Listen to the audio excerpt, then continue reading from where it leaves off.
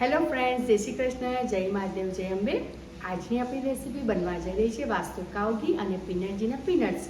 તો આ recipe and સુધી જોવા માટે તમારે મારી YouTube channel the kitty diaries by Nikita subscribe, like, bell icon દબાવવાનું ભૂલવાનું નથી.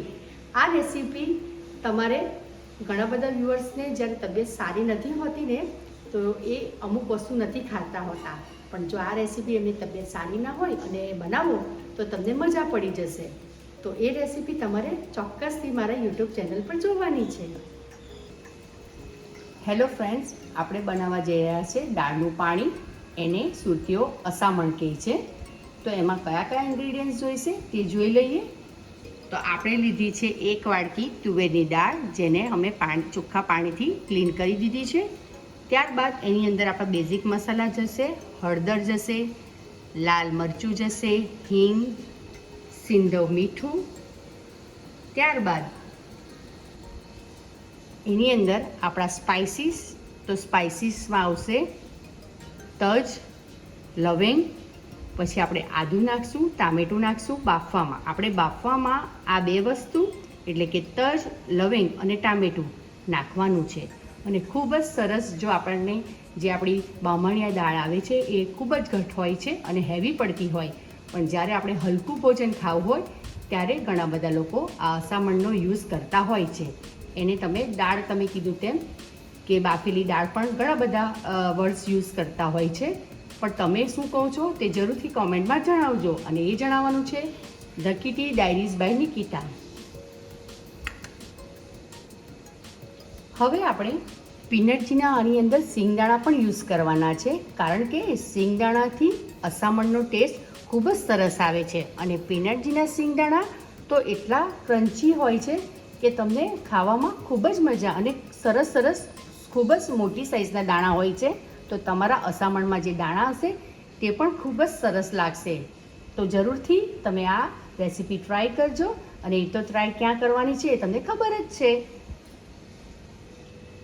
હવે આપણે એક કુકર લઈ લીધું છે સ્ટીલનું, તમને મુજબ લઈ શકો છો. આની આપણે ઓછામાં ઓછી 4 થી 5 સીટી મારવાની છે.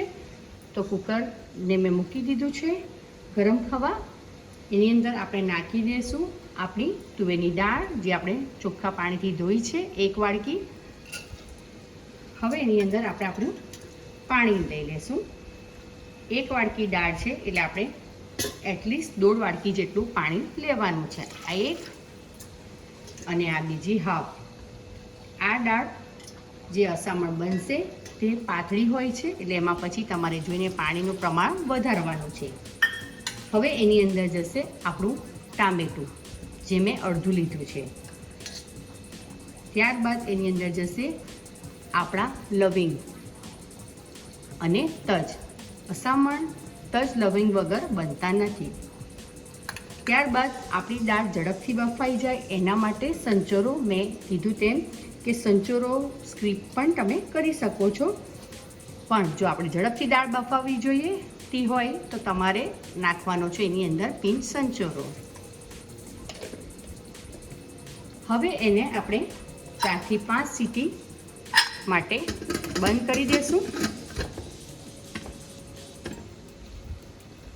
આની અંદર જે આપણે વઘાર નાખવાના છે તે વાસ્તુ કાવ ઘી અને પીનટજી ઓઇલનું છે. વાસ્તુ કાવ ઘી પણ ખૂબ જ સરસ હોય છે, તો જરૂરથી ટ્રાય કરજો. હવે તમે જોઈ શકશો આપણી દાળ ખૂબ જ સરસ બફાઈ ગઈ છે. તો હવે એને આપણે એની અંદર પાણી નાખી દઈશું અને હેન્ડ ગ્રાઇન્ડરથી મિક્સ કરી દઈશું.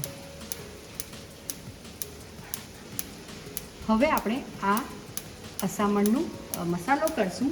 તો એની અંદર આપણે નાખશું આપણી હળદર, લાલ મરચું, એ તમારે તમારા ટેસ્ટને અકોર્ડિંગ નાખવાનું છે. હળદર ને મરચું આપણે નાખી દીધું છે. આની અંદર આ અસામણ તીખું પણ બનતું હોય છે, પણ અમારા સુરતીઓ ખાટું મીઠું બનાવતા હોય છે, એટલે મેં તમને જે આગળના ઇન્ગ્રીડિયન્ટ્સ બતાવ્યા હતા તેમાં એનો માપ ન બતાવ્યો હતો, પણ અમે સુરતી રીતે અસામણ બનાવીએ છીએ. તો આની અંદર હવે જશે આપણો ગોળ. એ આપણે આપણા ટેસ્ટને અકોર્ડિંગ નાખવાનો છે. ત્યારબાદ આદુ, ત્યારબાદ કોપરાનું છીણ, ત્યારબાદ આપણા પીનટજીના શેંગદાણા અને ખટાશ માટે આપણે નાખવાનું છે લીંબુ. મેં તમને કીધું તેમ કે જો તમે તીખું અસામણ ખાતા હોય તો ગોળ અને લીંબુ સ્કીપ કરી શકો છો. ત્યારબાદ એની અંદર જશે સ્વાદને અકોર્ડિંગ આપણું સિંધવ મીઠું. હવે એને 5 મિનિટ માટે આપણે ઉકળવા દેશું.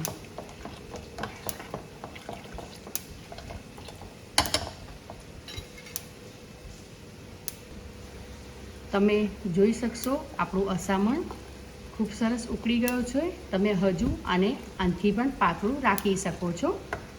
હવે એને આપણે આમાં વઘાર નાખી દઈશું. તો વઘાર માટે મેં વઘાર્યું લઈ લીધું છે.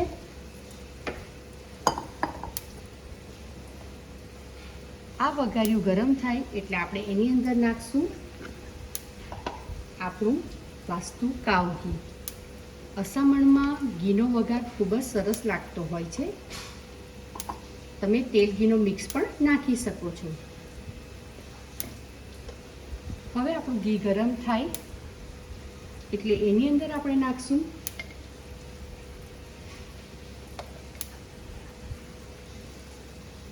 તમે જોઈ શકશો આપણું ઘી ગરમ થાય છે. જેવું એ ગરમ થાય એટલે એની અંદર આપણે નાખવાનું છે. આપણે મોસ્ટલી દાળમાં રાઈનો વઘાર નાખતા હોય છે, ત્યારે અસામણમાં આપણે નાખવાનો છે જીરાનો વઘાર. તો આપણે જીરું નાખી દીધું છે. આપણે જીરું થવા દેવાનું નથી. જેવું આપણું જીરું થઈ જાય એટલે એની અંદર આપણી સરસ મજાની હિંગ અને આપણે નાખવાનો છે કડી લીમડાનો વઘાર.